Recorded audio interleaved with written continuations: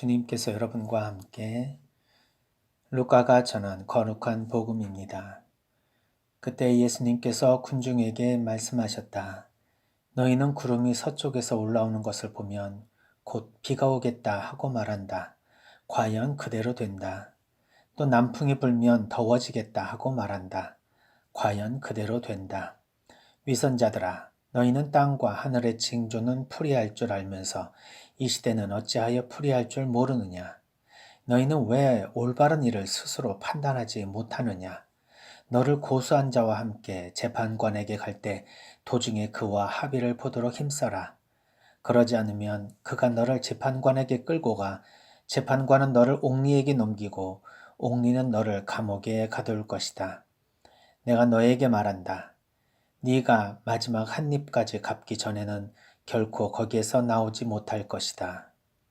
주님의 말씀입니다. 그리스도님 찬미합니다. 찬미 예수님, 너희는 왜 올바른 일을 스스로 판단하지 못하느냐? 너를 고소한 자와 함께 재판관에게 갈 때 도중에 그와 합의를 보도록 힘써라. 그러지 않으면 그가 너를 재판관에게 끌고 가 재판관은 너를 옥리에 넘기고 옥리는 너를 감옥에 거둘 것이며 마지막 한 입까지 갚기 전에 결코 나오지 못할 것이다. 예수님께서 소송을 당하면 소송을 한 자와 함께 먼저 합의를 해라. 그렇지 않고 재판관에게까지 가게 되면 결국 너가 잘못한 것을 다 기워 갚기 전에는 용서받지 못할 것이라는 말씀을 하십니다. 이 소송은 요즘에 우리 사회에서 빠질 수가 없는 것이죠. 항상 개인과 개인 또는 집단과 집단 사이에 서로의 이득이 충돌할 때 서로가 서로를 소송하며 올바른 판결을 내려달라고 재판관에게 요구하지만 어떻게 보면은 그 이전에 이미 어느 것이 더 옳은 판단인지에 대해서는 서로 알고 있지 않을까요? 물론 입장 차이가 있어서 좀 억울한 부분도 없지 않아 있고 또 때로는 정말 내가 옳은데 정말 저 사람이 나에게 잘못된 소송을 걸었다고 생각하는 그런 경우도 있을 수 있습니다. 상대방은 정말 어떤 마음으로 소송을 걸었을까? 자기도 억울하다고 생각할까?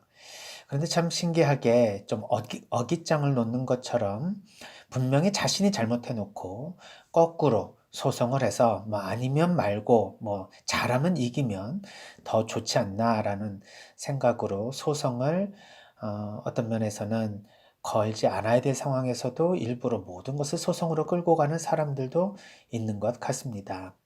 아무튼 그래도 좀 많은 경우 서로 좀 억울해서 판결을 좀 받아봤으면 좋겠다라고 이야기를 할 때 이제 재판관들도 처음에는 이렇게 생각하는 분들 또 저렇게 생각하는 분들이 있을 수 있겠죠. 그래서 우리가 1심, 2심, 3심을 이렇게 받는 경우도 있지만 결국 뭐 헌법재판소까지 간다 하더라도 시대에 따라서 같은 사안에 대한 다른 결정이 나는 걸 보면은 확실히 소송에서 나타나는 결정은 어느 한쪽은 결국 잃어버리게 되고 어느 한쪽은 이익을 얻게 되는 둘 다 이익을 얻게 되는 경우는 많지 않은 것 같습니다.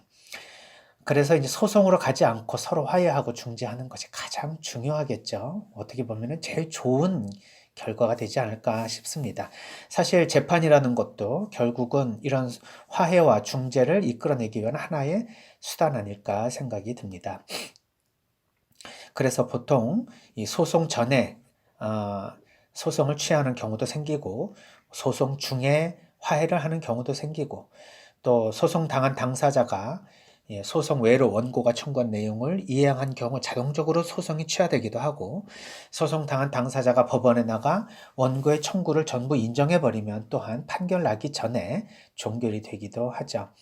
그러니까 우리는 꼭 판결이 나기 전까지 끝까지 뭔가 소송의 과정을 밟을 필요가 없다. 중간에 화해하고 또 조정하고 서로 조금씩 양보해서 판결까지 가지 않는 것이 어떻게 보면은 오늘날 시간상 또 뭐 돈에 대한 경비상으로도 그렇고요. 또 서로의 감정이나 스트레스 또 오랜 기간 동안 소송으로 인해서 그 극심한 피로감이 보통이 아니지 않습니까? 그래서 이 모든 것을 놓고 보더라도 항상 이런 소송이나 분쟁은 화해와 조정이 우선적으로 필요하다는 생각이 듭니다. 그러나 그럼에도 불구하고 우리가 화해와 조정이 어려운 이유는 무엇일까요? 아마 어린 시절부터 우리가 화해를 어떻게 하는지를 제대로 배우지 못해서가 아닐까 생각해 봅니다. 저도 형제가 있습니다만 어렸을 때 형제들끼리는 서로 싸우기 마련이죠. 저는 형으로서 동생과 싸울 때 항상 힘이 센 동생이 형을 힘으로 누르려고 할 때 절대 형이 이것을 밀리면 안 되겠다 싶어가지고 뭐 깡으로 힘센 동생을 맞서 싸우는데 부모님이 이제 결국 그 싸움에 중재를 하게 되면 형이라는 이유로 야단을 더 많이 맞은 기억이 있습니다.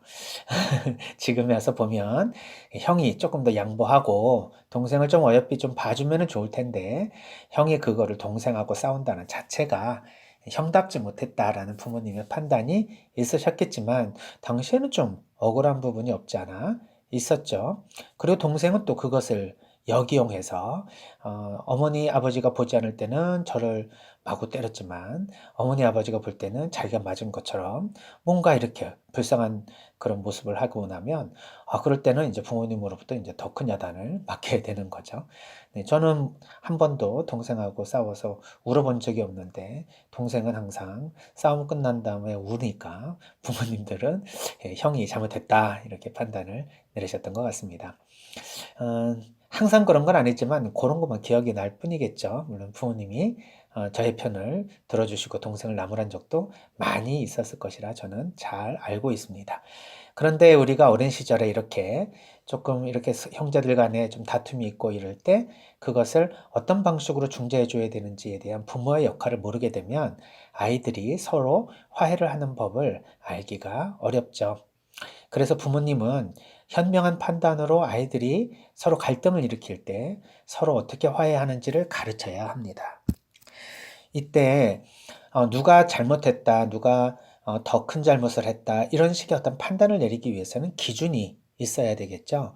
근데 이 기준이라는 것도 들쭉날쭉하거나 그때의 상황에 맞춰서 달라지면 아이들은 이런 부모의 이중 메시지로 인해서 결국 누가 잘못했다, 안 했다에 대한 그런 가치 기준이 명확하게 서지 않고 스스로 자신의 행동 또는 상대방의 행동을 판단하는 그런 기준이 모호하게 되고 또 자신의 가치관을 세우는데 혼란을 일으키게 됩니다. 따라서 뭐 형이니까 동생을 때려서는 안 된다 이런 것보다는 누구든지 먼저 신체적으로 폭력을 사용하는 것은 누가 먼저 했던 그거하고 상관없이 무조건 잘못이다. 또는 뭐 남의 물건을 손을 댔다는 것은 무조건 잘못이다. 이렇게 정확한 가치 기준을 통해서 옳고 그른 것을 일단은 판단해주고 그리고 난 다음에 분정을 조정하는 그런 기술이 필요하기도 하죠. 또한 부모님이 이제 이 아이들이 싸울 때 어떻게 처신해야 되는지를 물어보는 경우들이 많아서 조금 이렇게 팁을 말씀드리면 아이들이 싸우는 것을 싸워서는 안 되는데 싸운다고 생각해서 부모님이 스트레스를 받아서는 안 됩니다. 아이들의 싸움은 자연스러운 것이죠. 그래서 서로 갈등할 수 있다는 것, 또 서로 뭔가 생각이 다를 때 서로 충돌하게 되고 감정이 상할 수 있다는 것, 그리고 서로의 가치 판단이 다르기 때문에 서로의 의견을 내는 가운데에서 갈등이 생길 수 있다는 것. 이것은 이후에 많은 사람들과 함께 살아갈 때 어떻게 서로 함께 살아갈 수 있는지에 대한 굉장히 중요한 삶의 어떤 기준, 그리고 삶을 살아가는 기술들을 형제 자매들끼리 배우는 순간이기 때문에 그렇습니다.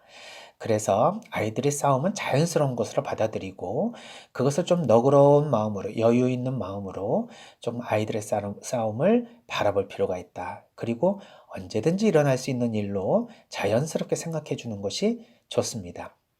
그리고 무엇보다도 형제 자매는 형이니까 또는 동생이니까 이렇게 이름표, 꼬림표를 붙이지 말고 누구든지 똑같이 공평한 한 사람이 고유한 인격체로서 누구는 누구에게 이래서는 안 된다, 저래서는 안 된다가 아니라 서로 존중해주는 마음으로 똑같은 그런 인격적 존중을 받아야 된다. 이것을 잊어버려서는 안 되죠. 너는 형이니까 항상 동생에게 좀 양보해야지. 너는 동생이니까 항상 형한테 순종해야지. 이러한 얘기는 아이들에게 오히려 잘못된 가치관을 심어줄 수가 있다.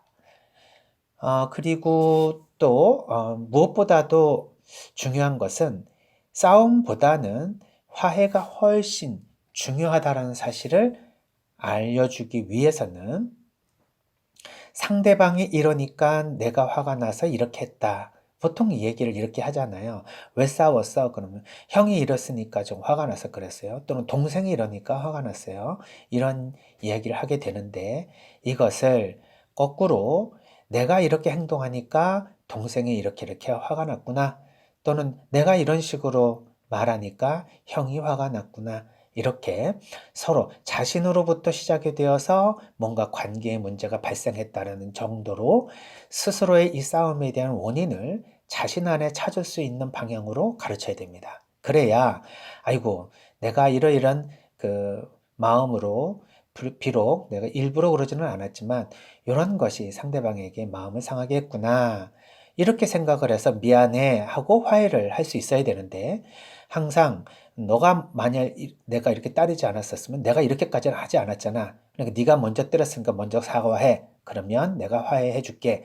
이런 방식의 조건부 화해는 결국은 나중에 커서도 상대방이 사과를 해주면 용서해 주지만 상대방이 끝까지 자기 자신을 사과하지 않고 잘못했다고 인정하지 않으면 결국 소송까지 마다하지 않고 끝을 보려고 하는 마음들이 생겨나게 됩니다.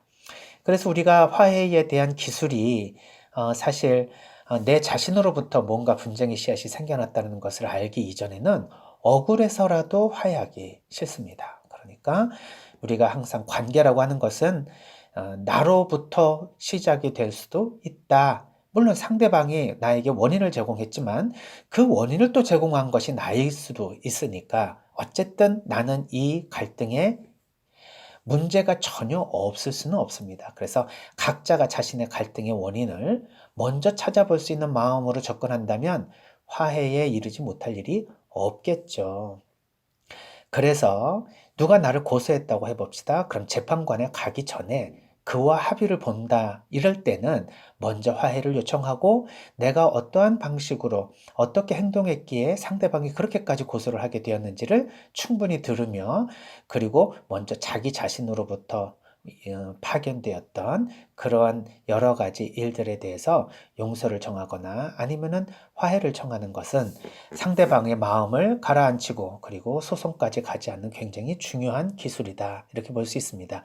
근데 나는 잘못한 거 아무것도 없는데 상대방이 나에게 소송을 걸어 이런 배은망덕한 사람이 어디 있어? 이렇게 생각이 들면 뭐 잘못도 뭐 유분수지 어떤 적반하장 이런 격이다라고 생각하면서 그래 끝까지 가보자 하고 마음의 독을 품게 되면 결국 그로 인한 모든 결과는 서로에게 있어서 다 부정적으로 갈 뿐만 아니라 하나님께서도 우리가 우리 자신의 잘못을 알아보지 못하고 남을 단죄하려고 하는 그런 소송 사건에 맞닥뜨리게 되면 결국 너도 같은 방식으로 하나님께 벌을 받게 될 것이다 라는 말씀을 주시는 것 같습니다. 그리고 이미 서로 화해를 하게 되면 그 안에 내가 지은 죄도 사실은 용서를 받을 수 있는 기회가 되는데 내가 다른 사람과 화해를 하지 못함으로 인해서 결국 내가 용서받아야 될 죄까지도 한 푼도 용서받지 못하고 다 기워 갚기 전에 용서를 받지 못한다는 그런 예수님의 말씀을 오늘 들었습니다.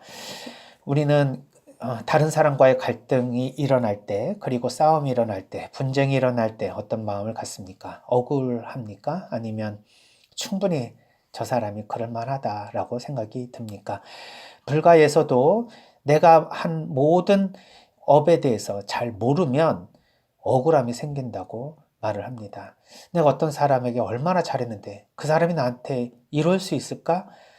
아무리 생각해도 나는 그 사람에게 잘못한 것이 없는데 이것은 난 무조건적으로 그 사람에게 상처를 받을 수밖에 없고 그 사람은 전적으로 나에게 잘못하고 있어 라고 생각이 드는 경우에 한해서도 우리는 내 자신에게 돌아볼 것들이 분명히 있다는 것을 알 필요가 있습니다. 그래서 내가 이생이든 아니면 다른 사람에게 그러한 업을 지어서 그것이 돌고 돌아 이 사람에게 연결이 되었던 어떻든 이 모든 것에 있어서 자신의 탓은 그리고 자기 자신의 잘못은 예외 없이 존재하고 있다는 것, 요거 하나만 우리가 기억해도 갈등이 생길 때 다른 사람에게 한을 갖거나 억울함을 가지고 끝까지 뭔가 소송을 통해서 이를 해결하려고 하는 그런 분한 분노를 우리가 잠재울 수 있지 않을까 생각이 듭니다.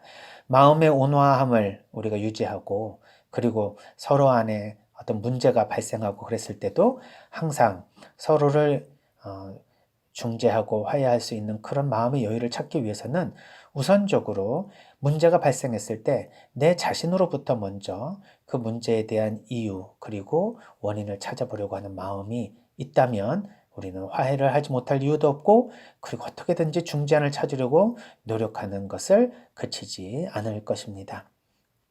항상 억울하십니까? 아니면은 분노가 일어납니까? 늘 상대방으로 인해서 나는 상처를 받고 있다고 생각하십니까? 그럴 때 내 쪽에서 상처를 받았는데도 불구하고 또 내 자신에게 원인을 찾으라고 하는 이런 말씀처럼 정말 억울한 말씀은 없을 겁니다. 그러나 당한 사람이 더 당하라는 이야기가 아니라 우리가 이런 관계를 회복할 수 있는 유일한 길은 상대방을 비난하고 처벌하는 것이 아니라 바로 화해와 중재 안에 있다. 그리고 그것은 결국 이것을 가장 필요로 하는 나로부터 시작하는 것이 중요하다라는 가르침으로 이해해 볼 수 있습니다. 오늘 주님께서 우리에게 주시는 이러한 소중한 가르침을 잘 마음에 간직하고 사람들과 갈등이 일어나면 나를 이해해 볼 수 있는 중요한 창문이 열렸다 생각하면서 오히려 그 갈등을 통해서 내 자신을 좀 더 들여다볼 수 있는 여유가 좀 있었으면 좋겠습니다. 오늘 모든 사람들을 마음속에 수용하고 또 이해하지 못한 사람도 때로는 겸손하게 용서를 구할 수 있는 마음의 은총을 구해보며 오늘 하루 건강하게 잘 지내시기를 바랍니다. 감사합니다.